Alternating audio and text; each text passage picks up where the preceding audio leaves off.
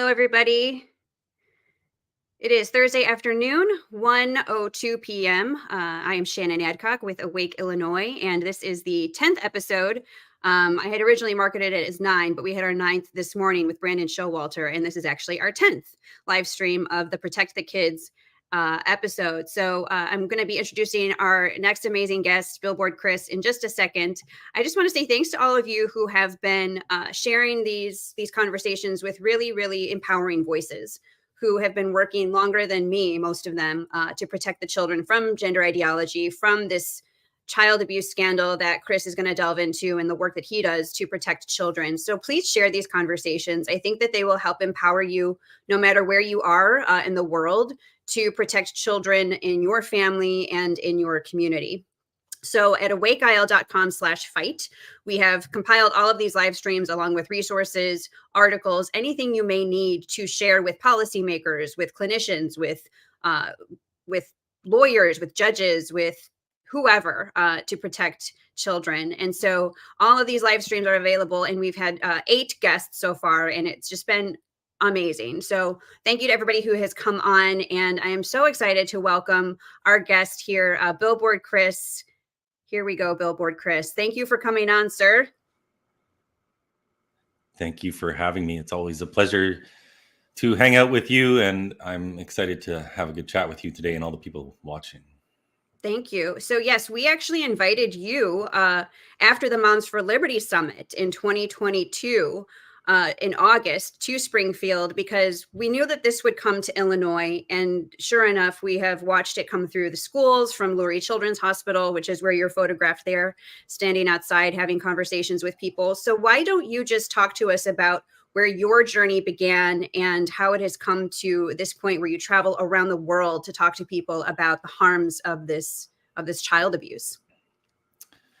Yeah, crazy little adventure I've been on. So I started learning about this in 2019. That's when I first came across this term, puberty blockers. And I'm a dad of 2 girls who at the time were just 7 and 9 years old. They're 12 and 14 now. But I said to myself, puberty blockers, that doesn't sound very good. What are those? And of course, they are exactly what they sound like. These are drugs being given to kids, off-label, never approved for this purpose, that stop their bodies from developing. It stops girls' breasts from developing. Their hips won't get wider. Boys' penises won't grow. It's causing damage to their bones. It's causing damage to other organs. But we're playing God with children's bodies by trying to keep them neutral looking so that they won't develop the secondary sex characteristics. To any rational person, it takes 10 seconds to understand this is totally insane. What are we doing stopping the development of children? So I started reading more and more about this, and the more you read, the worse this gets. And so in July of 2020, there was this woman in the UK who put up a sign at the Edinburgh train station that said, "I love J.K. Rowling," because J.K., of course, has spoken out about this, the Harry Potter author. I happened to be reading Harry Potter every night with my little one back then. And so I do love J.K. Rowling too. And anyway, this sign, this very hateful sign with a big heart on it, got taken down after days because some people complained on Twitter that it was hate speech. And so the government-run train authority took it down. And I got tired of people not being able to speak about this, people getting fired from their jobs for acknowledging biological reality. And so I put up that big billboard, "I love J.K. Rowling," in Vancouver. It also lasted just a day. It got paint bombed with paint overnight. And then a Vancouver politician, a city councillor, said it was hate speech. He pressured the sign company and they took it down.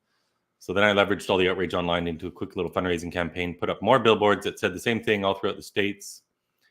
But then at the end of September 2020, I couldn't work with any sign companies in Canada. They wouldn't work with me. And so I had this vision to start conversations. We need to be able to talk about anything in society. And when children are coming to irreversible harm, we especially should be able to talk about that. So I said, well, they can take down my billboard, but they can't take one off my back. So I had these signs made and I wear them just because it's easier than holding them. And I try to balance out my ridiculousness by wearing a blazer or something to look more professional. And amazingly, I actually get respect out there, because normally sandwich board people are, preaching about the end of the world is coming. But even from the start, I've had a ton of respect and great conversations. And I just kept going outside. And then I started traveling Canada to raise awareness about this. And then when the borders opened up, they were closed because of COVID. I started traveling south, which has just been tremendous because there are so many great organizations and people like yourself fighting this south of the border. It's a bit different up here. Mm-hmm. I've just been making friends and taking one day, one conversation at a time. And now it's incredible, reaching millions every week and helping to educate the world about this. So one person can do a lot when they put their mind to something. You just got to stay persistent and fight through all the difficult periods that come your way. Yes. And so this is your website, billboardchris.com, and people can donate to you so that you can cover travel costs and keep these conversations going, which we're grateful. I mean, you certainly awakened me to this issue, and the work of Moms for Liberty, Heritage Foundation, grassroots groups. You see people all over the country, Chris. So talk to us a little bit about just how dynamic this effort is, whether it is a small parent group or just talk to us about what you're seeing. And also, of course, you've been in the political part of this too, with states that are looking to protect children via legislation to keep these kids from being prescribed puberty blockers. Just talk to us about the dynamic between the power of just a small group of parents and then, of course, the policymakers. Yeah, the politicians who are on board with reality and want to fight this, they love me. The ones who aren't, they don't like me because I tend to expose them for the cowards that they really are. Just like this last week, I went to a town hall with our opposition leader here in British Columbia, this man named Kevin Falcon. I was at a previous town hall where I played nice with him. Other people have sat down with him and tried to get him to take on this issue. He won't do it. And I asked him some simple questions again the other night, and he did his typical political non-answer. And I wasn't in the mood for it, so I ripped him a little bit. And I'm sure I'll never hear from him again. But anyway, do you think he's scared? Is he scared of the trans, the militant trans people pushing back, or is he scared of not getting elected? What do you think is the fear there? Yeah, he's an old school politician that wants to talk about building actual bridges and, reducing taxes. The easy stuff. Things like that. He's not willing to take on the culture war issues. And who knows why? Because I don't understand it. This is simple. They're cutting off the body parts of children and stopping their development with drugs and hormones that don't belong in their bodies, sterilizing kids, turning them into anorgasmic, lifelong pharmaceutical patients. Awful. This guy's a dad of two girls, same age as mine, 12 and 14 years old. His wife's in education, so is mine. They actually did their masters together. There's no excuse. And if you're not willing to take up this issue and just tell the simple truth about it, that's all that's required. Just tell the simple truth. If you're not willing to take up this issue, you are not fit to be a leader in politics, and you need to go. And someone else needs to come in. So we got to stop playing nice with these people. Just tell them the truth, educate them. I'm told he watched this 40-minute speech that I gave in Calgary, which is at the top of my Twitter profile. It's a great speech for everyone to watch to get up to speed on this, because I include a lot of the words of these trans health professionals themselves. It's not just me talking. It's their own words exposing this stuff. Mm-hmm. Yeah, there you go. So I'm told he's even watched that because another former member of parliament in Canada has been working with him behind the scenes, trying to get him to come around. But he won't do it. And so, anyway. So you have to do it until they have the courage. You have to do it. And we have to all do it in our communities, whether you're in Canada, whether you're in California, whether you're in Illinois, rural America, urban America. And so talk to us about, when you go around, we'll come to some of the updates now and how this house of cards is starting to come down, but talk to us about when you go to cities, what are you hearing from people, and what surprises you about the conversations that you're having? Like what surprises you about the feedback that you get from people? So it's been really positive the entire time. And I've always stressed that because the videos of mine that go most viral are, of course, I got to take care of this cat here. This is live. Is that a cat? Oh my gosh, that's hilarious. Let me get this guy. So this is Prince Charming here, everybody. Say hello. Hi, I'm Prince. Just let him how precious. All right. So I should have shut that door. Prince doesn't like gender ideology either. No, he doesn't at all. That's right. My dogs don't like it either. Oh, they're Got nice and pets quiet. everywhere Yeah, for he's a now. vocal guy. But I've always had tons of support. The negative videos go viral and people attacking me, but it's always tons of support.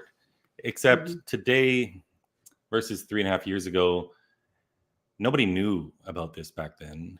And now I would say a majority of the population know at least a little bit. So we just have to keep educating them to get them more educated. And now, whereas 3.5 years ago, there were probably 5 men on social media with any sort of following. There was Benjamin Boyce, there was Colin Wright, there was Graham Linehan in the UK. James Lindsay talked about this. Almost nobody else, really. And now this is the number one issue talked about all across conservative airwaves, for sure. And even the New York Times and the Washington Post and Reuters are writing the truth about this. The Times in London today, their headline is that this is quack medicine. Wow. One of the most influential papers in the world. And they've just fully put the nail in this coffin for puberty blockers in the UK this week. Just a couple of days ago, they announced no more children, period, would be receiving this. They'd already dramatically curtailed it, but they were leaving it open for, special cases where children perhaps had other mental health comorbidities ruled out and had long-lasting gender dysphoria from a very young age or whatever. But they're not going to be giving this to any of those children anymore. There are still 100 kids part of a clinical trial that had already been on puberty blockers. They're continuing. I don't agree with that, but no new kids will be getting these. So it's a dramatic victory. It's essentially the death of this so-called gender affirming care in England. And it's just going to keep spreading around the globe. It's unstoppable. It is. And, I think that when we empower people to know about the Tavistock Clinic and the lessons learned from that closed down for, quote, failure of care. And so when we have this representative, Anstava Murray, who tried to file this bill, which you were very gracious in, shedding light on that, which for now has been stopped because of the awareness that has increased, because of the pushback, that is bipartisan pushback. The lessons that have to be learned from these gender clinics that have shut down, those are powerful stories, because these were patients who were vulnerable and they were failed. They were failed by the lie of this, we're going to stop your puberty. And the fact that now children in England are protected, that should be our crystal ball, right? So the wave has to come to the United States. And there are, I don't know, is it 21 states now that have said that they're going to protect children from this lie of medicalization? Where are we at right now? I think we're up to 24. Some of these bills 24. need a little tweaking. Like Georgia last year banned cross-sex hormones and surgeries, but not puberty blockers. But as expected, they're taking up the puberty blocker component right now in their legislature. It just passed a committee or something yesterday, I think. But it's all the red states that are getting this done. All the blue states are doubling down. Oh, yeah. And they cannot ignore the truth forever, because I always say, people say, Chris, this isn't a political issue. And no, it's not. This is just about truth. This is about medical malpractice. But at the political realm, with the politicians, it absolutely 100% is a political issue. The Democrats are pushing this, and they're going to die on this hill, whereas not all of their voters are.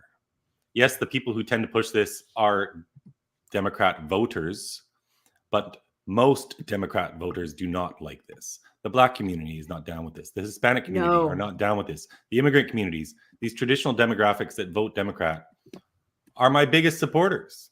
This is primarily a white person problem pushed by younger, white, so-called progressive, really they're regressive females. That's who's pushing this, because it preys on their natural empathy and compassion. They're turning all these young women into social justice warriors and preying on their agreeableness, which is a natural component with females more than males, according to the big 5 personality traits. But anyway, this is a social contagion sweeping through young girls primarily. And it just takes time to get the truth out, but it's getting out there. It does. And so, I think that when you share all of these resources, you share Chris's Twitter, you share the conversations he has, that should give people courage, right? To be the ones to speak up. Like right now, it's a lot easier than it was a couple of years ago. Don't you agree, when you're having these conversations with people? Oh, definitely. There's so much evidence now. Before, if I said they were sterilizing kids, there weren't a lot of resources to fall upon to prove that. We have them speaking this in their own words. I just tweeted out today some evidence from the WPATH files. And let me read this to you real quick. Yeah.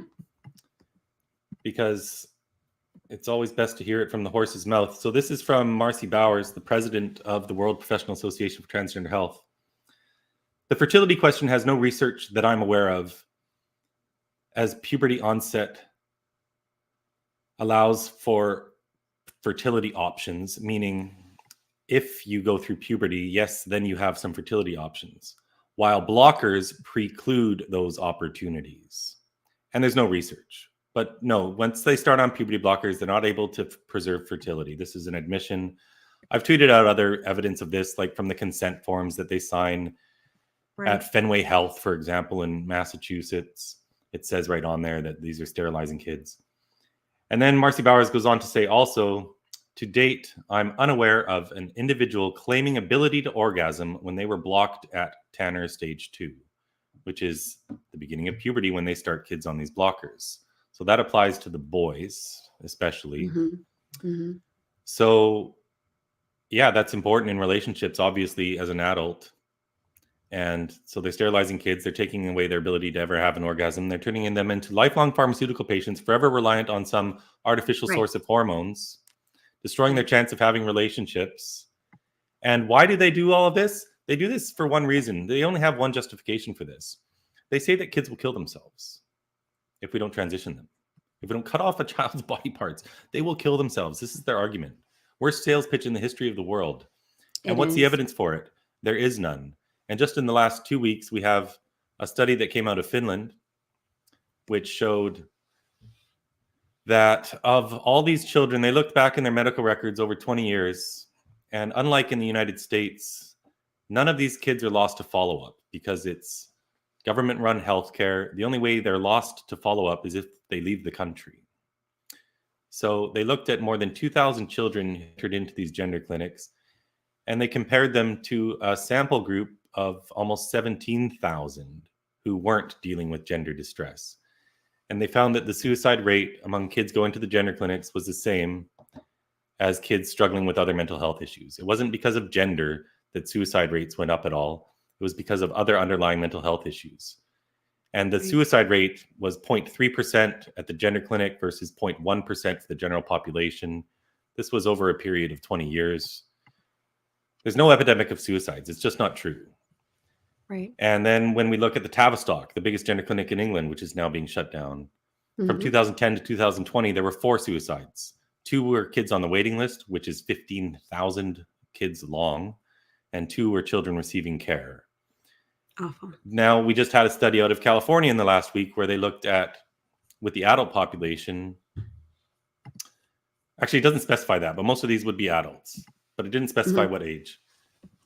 But it looked at after sex reassignment surgery. So after vaginoplasties or phalloplasties, what they euphemistically like to call bottom surgery, it looked at more than 800 men, more than 300 women, looked at 2 years before their surgery and 2 years after. And with men, suicide attempts went from 1.5% before to 3.3% after. So suicide attempts more than doubled after transition surgery. So it's all a lie. But the only way you can ever justify medicalizing kids like this, stopping their development, is to say that kids are going to die. And when we look at the WPATH files over and over again, that's what these surgeons and what these gender clinicians say, is that suicide attempts appear to go up if we don't start them right away on these puberty blockers and cross-sex hormones. They never had any evidence for it at all. It's all a lie, and we can prove it now.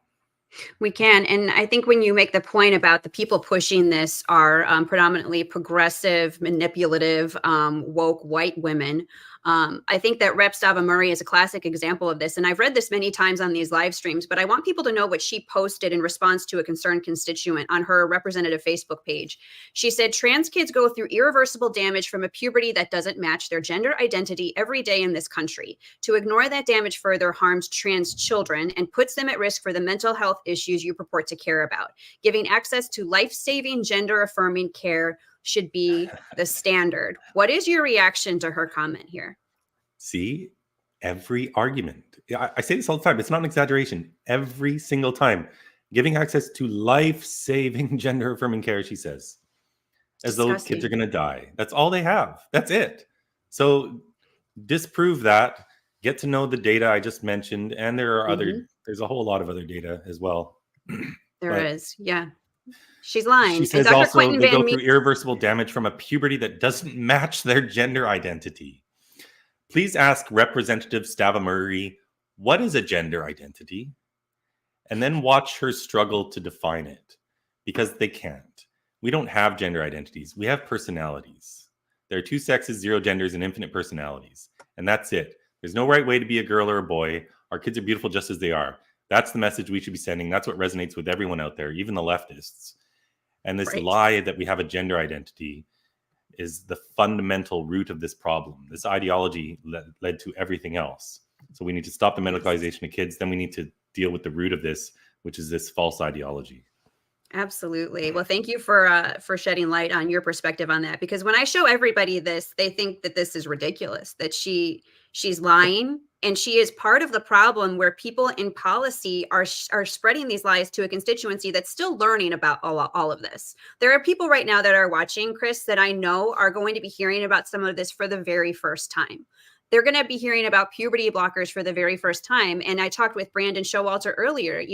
Even churches and faith communities have weaponized this concept of compassion because they are totally uneducated on the reality of the harms and of the fact that actually suicidal ideation is increasing in this very vulnerable population. So the clock is ticking. We have to start giving people all of these resources. And again, all of these slides, all of these conversations, all of Chris's stuff, it's very easy to find. And the WPATH files are a huge, it's blowing the lid off of all of the lies of these practitioners who are pushing all of this. And I'm very upset because I actually found out that here in Illinois, out of Wheaton College, is a sexuality and gender institute at a faith-based college that is leaning into gender ideology. And Dr. Mark Yarhouse, who runs this clinic, he was the 51st name on the Illinois member list of WPATH practitioners. I mean, these are wolves in the henhouse, Chris, are they not? Yeah, so WPATH, they try to pass themselves off as some authoritative scientific organization. It's just an activist organization. You don't have to be a doctor to join. You can just be some activist. You pay your money, you become a member. It used to be called the Harry Benjamin Foundation, something or other, way back in the day. This goes back to the 70s or 80s or something. But they changed their title to World Professional Association for Transgender Health. And through activism, they've been successful as presenting themselves as the authority, and they write what are called the standards of care. But none of this is based on any actual review of the scientific literature. The countries that have done these systematic reviews of all of the scientific literature, like Sweden, 1 or 2 years ago, they looked at 195 separate studies and found that so-called gender-affirming care was not helping children with their psychological well-being. So it's not helping them with their psychological problems. What the heck are we doing sterilizing and cutting up children? This is total madness. England conducted this review. That's what has led to them banning puberty blockers. Finland, same thing. Germany just did one. It came out a week or two ago. They also found these same results. Shockingly not, we don't need to play God with children's bodies. Whether you believe in God or evolution, this makes no sense. If you believe in God, this ideology teaches that God made us wrong. Right. And if you believe in evolution, this ideology teaches that somehow 1 billion years of the process of natural selection has failed, and we now need pharmaceutical companies to help children be who they really are. Just because, why? Because they don't conform to stereotypes? We need to drug them and amputate their body parts? No, That's all this comes down to. It's total madness. This is a cult that has infiltrated the entire West. It's a cult, and I know you speak to that very openly. And so this Sexual and Gender Identity Institute out of Wheaton College, which is considered like the Harvard of Christian colleges here in Illinois, this Dr. Mark Yarhouse is a WPATH member. And I called his office to ask if he is still a member in the wake of all of this, all these files being made public. And the woman in his office said that he was traveling, he's out of the country, naturally. And she said, can I schedule a consultation for you? And I said, no. I said, I am very worried about the fact that this organization is lying to the public about the harms that they are very well aware of, and that he is a member. And she didn't seem to have any clue about WPATH. And I led her, to the environmental progress page and the great work that Mia Hughes did. And I know you're very familiar with Mia and, Michael Schellenberger publishing all of this. It's great. But we have to evangelize the truth, because these are people in Christian centers that are leaning into the transitioning of children. There is no such thing as a trans child. So talk to us about some of the bullet points that people need to be sharing with people when they have these conversations. Well, first of all, familiarize yourself with these WPATH files. My friend Mia wrote a 70-page report. You can read that in 1 or 2 settings, and you're going to learn a lot. Watch some of these videos of these so-called experts where they're talking to each other, where they're admitting that these children can't possibly give informed consent. We have this endocrinologist from BC Children's Hospital, where I'm from, talking about this 14-year-old when they start to talk about fertility preservation and sterilization. And they say, how can you talk with these kids? They say, ooh, babies, This gross. Mm-hmm. Yeah. And then he talks about how he's followed some of these kids into their mid-20s, and now they can't have children. And they're upset about it. And his response is this callous response of, oh, yeah, the dog's not doing it for you, is it? As though having a pet dog is a replacement for the ability to have children. Wow. No, the dog's not doing it for them, doctor. But then they go on and continue to harm these children anyway. And they talk about the parents, how the parents don't even know what they're signing up for after they've signed up. And then in the next conversation, they have no idea what's going to go on. Mm-hmm. They're dealing with developmentally disabled children who can't possibly comprehend what they're signing up for. And they're doing this to these kids. Out of Washington State, just last month, there was a whistleblower, a psychologist, who, I'm going to read this to you. She has since been fired for blowing the whistle on this. Mm-hmm. But she wrote the case of one child who started identifying as a wounded male dog. She was xenogender, a concept that goes beyond the human understanding of gender. She wanted to start wearing ears and a tail. The therapist asked her colleagues if there was ever a time when being so freely affirming of gender was not necessary. And the answer was no. One colleague said, "It sounds like this isn't something that's broken, so let's not try to fix it." If someone told me they use a litter box instead of a toilet and they were happy with it, and it's part of their life that brings them fulfillment, then great. Wow.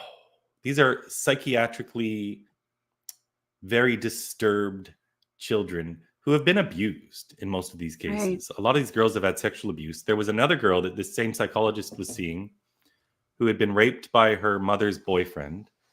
Her mother, as this girl grew up, showed her continuously hardcore porn that this girl was fixated on.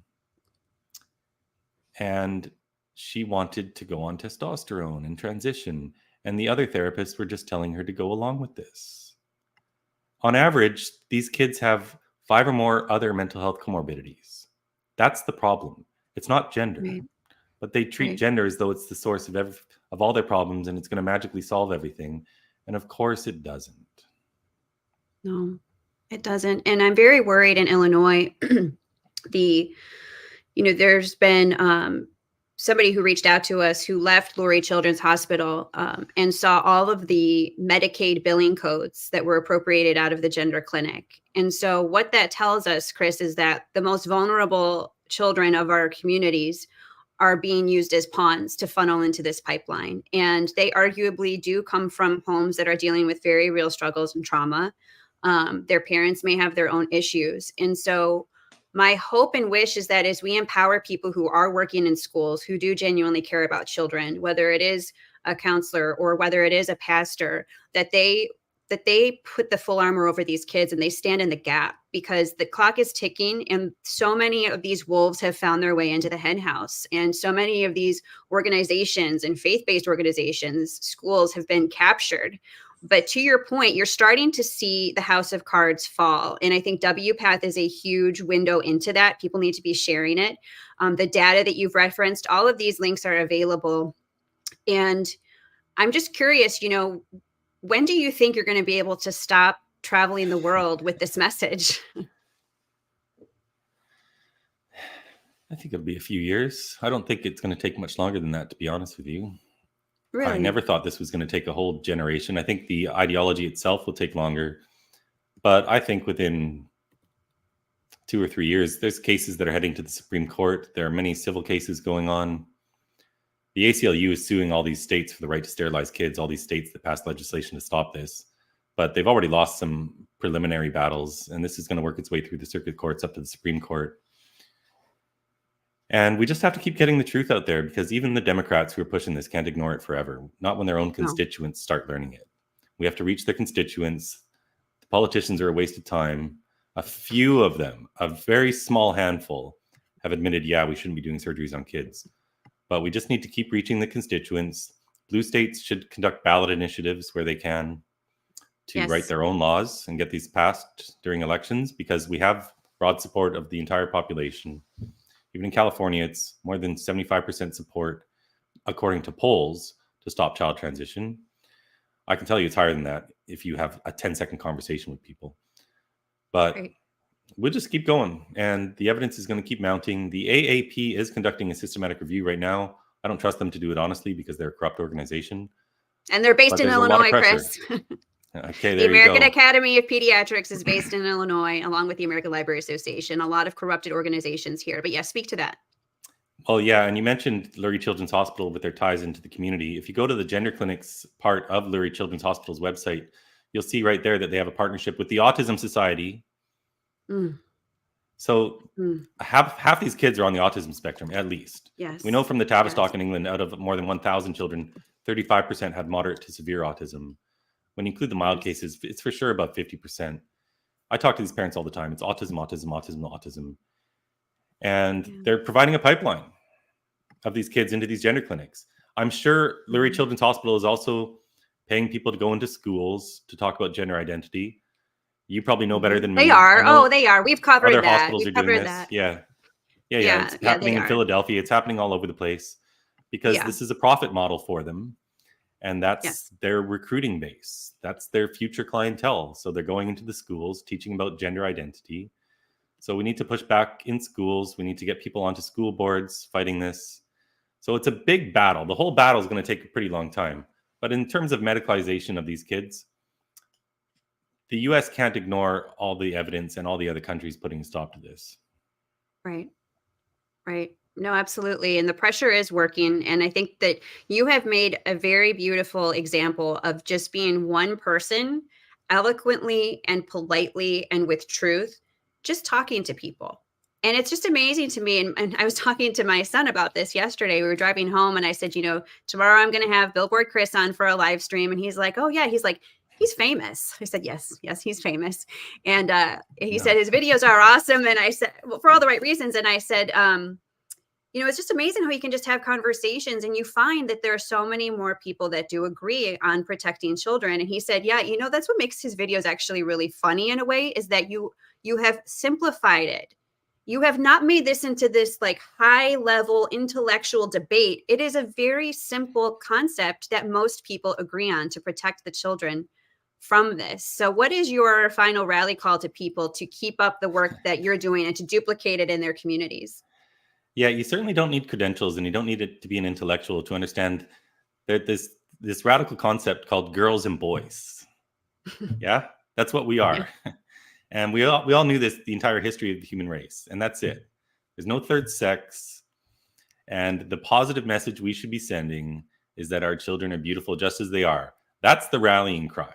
There's no right way to be a girl or a boy. If you're a girl who wants to chase lizards and ride a dirt bike, you're a beautiful girl. And you're probably the type of girl that the men watching this should marry when they grow up, because they're going to be more fun.